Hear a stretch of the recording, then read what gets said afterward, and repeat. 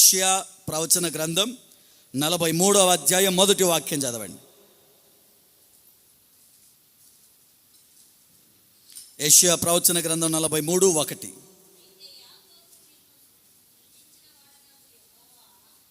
నిన్ను పుట్టించిన దేవుణ్ణైన నేను,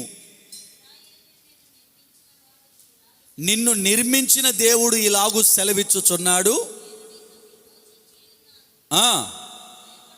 భయపడొద్దు, నేనే నిన్ను పిలిచాను, నువ్వెవరు? My property. మనమంతా ఎవరు చెప్పండి? ఎవరు మనం? దేవుని ప్రాపర్టీ. ఎవరు ప్రాపర్టీ చెప్పాలి? ఎవరు ప్రాపర్టీ? క్రైస్తవులందరూ కూడా ఎవరు ప్రాపర్టీ? బలవంతుడైన దేవుని సొత్తు మనం.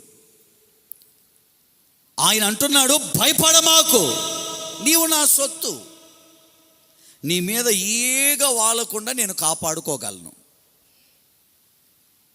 నిన్ను ఎవ్వరు ముట్టకుండా నేను కాపాడుకోగలను, నువ్వు నా సొత్తు. అయితే ఎప్పుడు కూడా నువ్వు నా సొత్తు అని మాత్రం మర్చిపోవద్దు. అది మర్చిపోతే నా దగ్గర నుంచి దూరం అయిపోతావు. నువ్వు నా సొత్తు అన్న సంగతి నువ్వు మర్చిపోయి నీకు నచ్చినట్లుగా బ్రతికితే నలుగురిలో నవ్వుల పాలవుతావు. నీవు నా సొత్తు అన్న సంగతి మర్చిపోయి నీకు నచ్చిన బ్రతుకు నువ్వు బ్రతికితే నీవు నా ద్వారా కలిగే ఆశీర్వాదాలకు దూరం అవుతావు. అందుకని ఎప్పుడు నువ్వు మర్చిపోవద్దు. ఇదే అధ్యాయంలో 7వ వాక్యంలో కూడా ఒక మాట అంటారు, అది కూడా చదవండి. నా మహిమ నిమిత్తం నేను సృజించిన వారు మీరెవరు? నా మహిమ కొరకు పుట్టిన వాళ్ళు, నేను సృజించుకున్న వాళ్ళు, మీరు నా సొత్తు. మీరు దేనికి ఈ భూమి మీద ఆలోచించమాకండి. కాకపోతే బ్రతికేటప్పుడు కొంచెం జాగ్రత్తగా బ్రతకండి. మీరు ఎవరో తెలుసుకొని బ్రతకండి, అంతే. మీకు మీ సొత్తు అయింటే మీకు నచ్చినట్టుగా బతకొచ్చు. ఇప్పుడు మనమంతా ఎవరి సొత్తు? మీరు కావాలంటే చూడండి, బ్యాంకులో లోన్లు తెచ్చుకున్న బరగొడ్లు ఉంటాయి. బరగొడ్లేనా అంటారు ఇక్కడ, గేదెలు కదా. బ్యాంకులో లోన్లకు తెచ్చుకున్న గేదెలు ఉంటాయి. దానిలోకి ఏం వేసి ఉంటారు? చెవులకి కమ్మలు, బంగారం కమ్మలు కాదు, లేకపోతే బుట్టలు కాదు, చంద్రవంకలు కాదు. ఏం వేసింటారు వాటికి? ఏం వేసింటారు చెవులకి? ఆ ప్లాస్టిక్వి చెవులకి స్టాంప్ వేసింటారు. ఎందుకు? పాలు వెండుకోగాని 3 పూట్ల దానికి పచ్చగడ్డ వేసుకోగాని అమ్ముకునిక మాత్రం నీకు ఎవరు ప్రాపర్టీ? అది ఎవరు ప్రాపర్టీ? అది ఉండి మీ ఇంట్లో ఉండలేకపోతున్నాను సార్, వాళ్ళ ఇంటికి పోతాను నేను అంటే, నువ్వు వాళ్ళ ఇంటికి పోవడానికి అధికారం ఎందుకు గవర్నమెంట్ ఎవరికి ఇచ్చింది? నీ ఇంటికి ఇచ్చినప్పుడు ఏడుండాలి అది?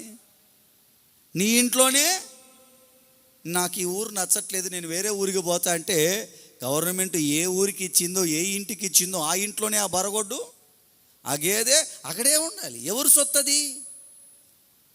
ఎవరు సొత్తది? అది నీ ఇంట్లోనే ఉండాలి.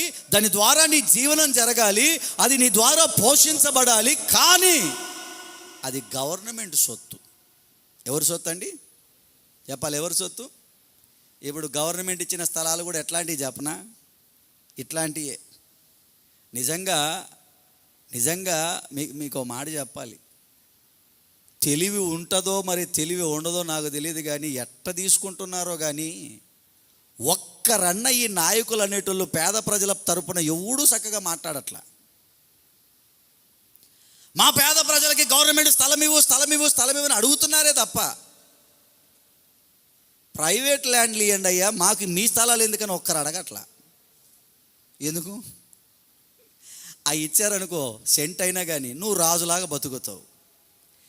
గవర్నమెంట్ భూములు 10 ఎకరాలు ఇచ్చినా రేపు పొద్దున లేయమ్మాయి నుంచి పక్కకు అంటే లేచి వెళ్ళిపోవాలి, తప్పదు. అర్థమవుతుందా? గవర్నమెంట్ను అడగాల. ఏం అడగాల? నీ భూమి మాకొద్దు, నా భూమి నాకు కావాలని అడగాల. కానీ ఏం అడిగి తెచ్చుకుంటున్నారు ఇప్పటికీ? ఆ పక్కన ప్రైవేట్ ల్యాండ్లో సెంటు చాలు నువ్వు రాజులాగా కాలు మీద కాలేసుకొని బతకడానికి. ఈడ 10 సెంట్లు ఇచ్చినా రేపొద్దున గవర్నమెంట్ వచ్చి ఇది మా గవర్నమెంట్కి కావాలి నువ్వు లేయి అంటే ఇన్నేళ్ళు నువ్వు కట్టుకుంది మొత్తం పడేసేలా పక్కకు పోవాలా. అలా ఇచ్చారు వాళ్ళు చట్టం. అది ఎవరు ప్రాపర్టీ? ఇది చెప్పాలి, ఎవరు ప్రాపర్టీ? నేను పన్ను కడుతున్నాను కదా, నేను ఇల్లు కట్టుకున్నాను కదా, ఈ నేల నుంచి ఉన్నాను కదా అంటే వాళ్ళు ఒకటే మాట అంటారు, ఇది గవర్నమెంట్ది. అందుకని ఎప్పుడన్నా ఎవరన్నా మహానుభావులు పెద్ద మనుషులు పేద ప్రజలకు న్యాయం చేయాలనుకుంటే ప్రైవేట్ స్థలాలు కొనిచ్చి ఇవ్వమనండి. గవర్నమెంట్ భూములు ఎవరికి ఇచ్చి మళ్ళీ వాళ్ళ జీవితాలతో ఆడుకోవద్దని చెప్పండి. ప్రైవేటు భూములు 1 సెంటు ఇవ్వండి చాలా. ఆడ 1 సెంటు ఇవ్వండి. ఆ ప్రైవేట్ ల్యాండ్ 1 సెంటు ఇచ్చి వాళ్ళ పేరు మీద రిజిస్టర్ చేసి ఇవ్వండి. ఎవరి ప్రాపర్టీ ఇది? భారతదేశానికి స్వతంత్రం వచ్చి ఎన్ని సంవత్సరాలు చెప్పండి? ఎన్ని సంవత్సరాలు? ఎన్నేళ్ళండి? 70 ఎన్ని వచ్చాయి? చదువుకున్న వాళ్ళు ఎందుకు ఇంకా? దేవునికి స్తోత్రం. హల్లెలూయా. ఇన్ని సంవత్సరాలు స్వాతంత్రం వచ్చినా పేదవాడికి ఇప్పటికీ కూడా స్వతంత్రత లేదు స్థలాల్లో. ఎందుకు లేదు అంటే ఎవరు ప్రాపర్టీలు ఇస్తున్నారు? ఎవరు ప్రాపర్టీలు ఇస్తున్నారండి? గవర్నమెంట్ ప్రాపర్టీనే ప్రజలకు ఇస్తున్నారు తప్ప ఇది మీరే పెట్టుకొని ప్రైవేట్ ల్యాండ్ కొనియొచ్చు కదా, ప్రైవేట్ ల్యాండ్ 1 సెంటు కొనియొచ్చు కదా అంటే కాదు కదా, అది కుదరదు, ఇదైతేనే ఇస్తాం. రేపొద్దున వెళ్ళిపో అంటే లేచి వెళ్ళిపోవాలా. పోనీ దీని వాల్యూ ఏమైనా పెంచారంటే పెంచరు. దీన్ని ఏమైనా రిజిస్టర్ చేసి పేద ప్రజలకు ఇస్తారా? ముట్టమ్మేమనంటే అట్టా చేయరు. ఎవరి సొత్తు ఇదంతా కూడా? చెప్పండి, ఎవరి సొత్తు? ఎవరి సొత్తు? మీకు ఇంకో ఎగ్జాంపుల్ కూడా చెప్తా.